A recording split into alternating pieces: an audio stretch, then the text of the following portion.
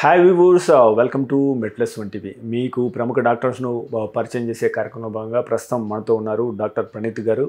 So doctor Praneeth గారు almost గత 15 సంవత్సరాలుగా కార్డియాలజీ విభాగంలో ఎన్నో సేవలు అందించారు. సో డాక్టర్ గారు నమస్తే అండి.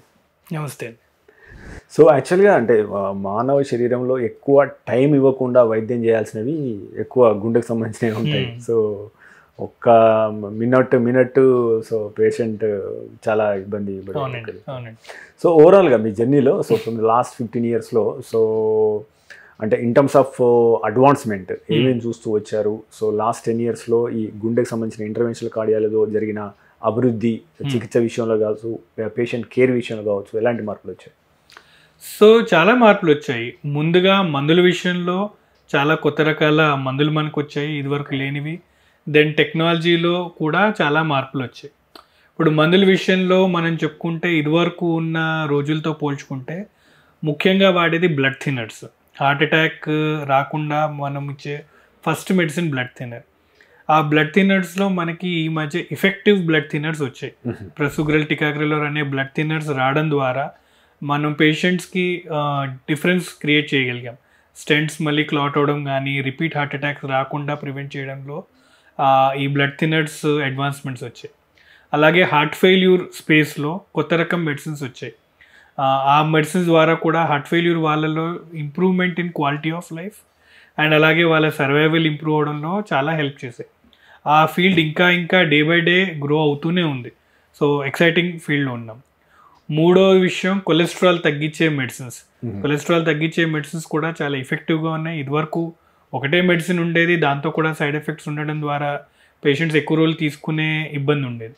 ఇప్పుడు వాటిల్లోనూ ఆప్షన్స్ పెరిగాయి అండ్ ఇంజెక్టబుల్ డ్రగ్స్ కూడా వచ్చాయి. ఇంజెక్టబుల్ డ్రగ్స్ తీసుకోవడం ద్వారా కూడా కొలెస్ట్రాల్ని సిగ్నిఫికెంట్గా తగ్గించే అవకాశం ఉంది with very minimal side effects. So మెడికల్గా చాలా అడ్వాన్స్మెంట్స్ కార్డియాలజీలో వచ్చాయి. అదేవిధంగా ఇంటర్వెన్షన్స్లో లైక్ కొరోనరీ ఆర్టరీ డిజీజ్ స్పేస్లో చూసుకుంటే లైక్ స్టెంట్స్ విధానంలో మేము వాడే హార్డ్వేర్ యూస్లో కానీ, యూజ్ చేసే ఎక్విప్మెంట్, అలాగే స్టెంట్స్, బెలూన్స్లో చాలా అడ్వాన్స్మెంట్స్ వచ్చాయి. కాల్షియం అనేది ఏదైతే ఇబ్బంది ఉంటుంది, బ్లడ్ వెజల్స్లో కాల్షియం పేరుపోయినప్పుడు స్టెంట్స్ పంపించడం ఇబ్బంది ఉంటుంది అండ్ స్టెంట్స్ పంపించిన తర్వాత అవి ప్రాపర్గా ఎక్స్పాండ్ అవ్వలేవు బికాస్ బ్లడ్ వెజల్స్ రాయి మాదిరిగా అయిపోయినాయి. సో ఈ కాల్షియం మాడిఫై చేసే పద్ధతుల్లో వాటిలో చాలా అడ్వాన్స్మెంట్స్ వచ్చాయి. రొటేషనల్ ఎథ్రెక్టమీ అంటాము, తర్వాత ఆర్బిటల్ ఎథ్రెక్టమీ అని వచ్చింది అండ్ ఇంట్రావాస్కులర్ లిథోట్రిప్సీ. ఈ 3 పరికరాలు ఈ మధ్య రావడం ద్వారా మనం కాల్షియంని మాడిఫై చేయడం జరిగింది.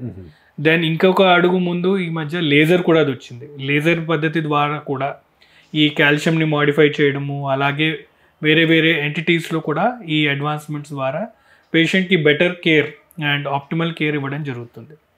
అదేవిధంగా కొరోనరీ ఆర్టరీ డిజీజ్ స్పేస్ దాటి వస్తే వాల్వులర్ హార్ట్ డిజీజ్ గురించి చెప్తే ముఖ్యంగా మోస్ట్ ఇంపార్టెంట్ రెవల్యూషన్ వచ్చేసి ట్రాన్స్కాథెటర్ వాల్వ్ ఇంప్లాంటేషన్, టావీ అంటాం.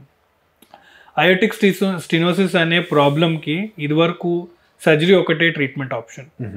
చాలామందికి ఈ ప్రాబ్లం పెద్ద వయసులోనే వస్తుంది, 70 years అలా దాటిన తర్వాత. ఈ వయసుకు వచ్చిన తర్వాత కోమార్బిటీస్ వల్ల వాళ్ళకి సర్జరీకి యూజువల్లీ అన్ఫిట్ అయిపోతారు. ఓ పక్కన సర్జరీ చేయాలి కానీ సర్జరీ చేయలేని పరిస్థితి. సో చాలామంది సర్జరీ రిఫ్యూజ్ అయ్యి ఇబ్బంది పడే ప్రాబ్లం కూడా ఉంది. వాళ్ళల్లో ఈ టావీ పద్ధతి రావడం ద్వారా సర్జరీ లేకుండానే మనం వాల్వ్ మార్చి అదొక పెద్ద రెవల్యూషన్. లాస్ట్ 10 yearsలో వచ్చిన బిగ్గెస్ట్ రెవల్యూషన్ ఇంటర్వెన్షన్ స్పేస్లో ట్రాన్స్కాథెటర్ వాల్వ్ రీప్లేస్మెంట్. అదే విధంగా ఇంకొక వాల్వ్లో మైట్రల్ వాల్వ్ అంటాము. ఆ మైట్రల్ వాల్వ్ లీకేజ్లో కూడా చాలామందికి సర్జరీ చేయాలి. ఏదైతే పేషెంట్ సర్జరీకి ఫిట్గా లేరో, సర్జరీకి ఎలిజిబుల్ లేరో వాళ్ళకు కూడా క్లిప్స్ పద్ధతి ద్వారా ఆ వాల్వ్ రిగజిస్ట్రేషన్ చేస్తున్నాం. అండ్ వేరే వాల్వ్లో కూడా చాలా అడ్వాన్సెస్ వస్తున్నాయి. అండ్ సర్జరీ విషయంలో కూడా చూస్తే అనాదిగా ఉండే సర్జరీలో మొత్తం ఛాతీ అంతా కట్ చేసేలాగా కాకుండా వీటిల్లో కూడా minimally invasive surgeries. Minimally invasive సర్జరీలో ఎక్కువగా కట్ చేయకుండా 2-3 సెంటీమీటర్లు లేదా మ్యాక్సిమం 5 centimeter ఇన్సిషన్స్ తోటి బైపాస్ సర్జరీ చేయడం జరుగుతుంది, వాల్వ్ ఆపరేషన్స్ చేయడం జరుగుతుంది. సో ఎక్సైటింగ్ టైంలో ఉన్నాము, ఎక్సైటింగ్ ఫేజ్లో ఉన్నాము. సో ఈ అడ్వాన్స్మెంట్స్ అన్నీ రావడం ద్వారా పేషెంట్స్కి డెఫినెట్లీ బెటర్ కేర్ ఇవ్వడం జరుగుతుంది. సో ఇప్పుడు ఉన్న ఫేజ్ ఆఫ్ కార్డియాలజీ డెఫినెట్లీ చాలా ఎక్సైటింగ్ ఫేజ్లో ఉన్నాం. ఓకే. సో డాక్టర్ గారు, మనం అంతకుముందు బైపాస్ సర్జరీ గురించి, స్టంట్స్ గురించి కొద్దిగా వివరించే కార్యక్రమం చేస్తాం. దీనిలో భాగంగా మనకు కొన్ని ప్రశ్నలు వచ్చాయి. సో ఒకటి, బైపాస్ సర్జరీ చేసిన తర్వాత స్టంట్ వేయచ్చా, లేదా స్టంట్ వేసిన వారికి తిరిగి బైపాస్ సర్జరీ చేయవచ్చా? 2 విధాల్లో చేయొచ్చు. ఓకే. సో ఒకసారి బైపాస్ అయిన పేషెంట్కి సాధారణంగా మళ్ళీ ఏమీ చేయలేము అనే అపోహ ఉంది. సో సర్జరీ కూడా ఒకసారి చేస్తే తర్వాత ఇంకేమీ అవసరం లేదని కూడా కాదు. సో వయసుతో పాటు మార్పులు చేర్పుల ద్వారా వ్యక్తికి మళ్ళీ బ్లాకేజెస్ వచ్చే అవకాశం ఉంది. ఇన్ జనరల్ బైపాస్ ఒక 10 to 15 years వరకు మళ్ళీ ఇబ్బంది లేకుండా హెల్ప్ చేస్తుంది అని చెప్తాము. బట్ ఆ 10 to 15 years దాటిన తర్వాత మళ్ళీ కొత్త బ్లాకేజెస్ వస్తే మళ్ళీ తిరిగి కుదిరితే బైపాస్ ఆపరేషన్ చేయొచ్చు, అలాగే స్టెంట్ కూడా చేయొచ్చు. సిమిలర్లీ ఒక వ్యక్తి స్టెంట్ చేయించుకున్న తర్వాత మళ్ళీ ఒకవేళ బ్లాకేజెస్ వస్తే మళ్ళీ యాంజియోగ్రామ్ చేసి ప్రాబ్లమ్ని డిఫైన్ చేసి తర్వాత డెసిషన్ చేయడం జరుగుతుంది.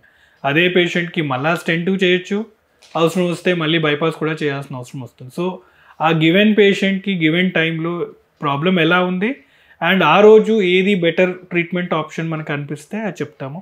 సో ఇటు చేయొచ్చు, అటు చేయొచ్చు. బైపాస్ అయిన పేషెంట్కి స్టెంటింగ్ చేయొచ్చు, మళ్ళీ బైపాస్ చేయొచ్చు. కొంతమంది పేషెంట్కి 3 సార్లు బైపాస్ చేసిన సందర్భాలు కూడా ఉన్నాయి. సో ఇటు అటు 2 వైపులా వెళ్ళొచ్చు. ఆ పేషెంట్కి ఏది సూట్ అవుతుందో దాన్ని బట్టి రికమెండేషన్ చేయడం జరుగుతుంది. మీరు తీసుకునే అదే మందులు, అదే నాణ్యమైన మందులు, కానీ సగం ధరకే. అవును, మెడ్ ప్లస్ బ్రాండ్స్ పై 50 to 80% తగ్గింపు.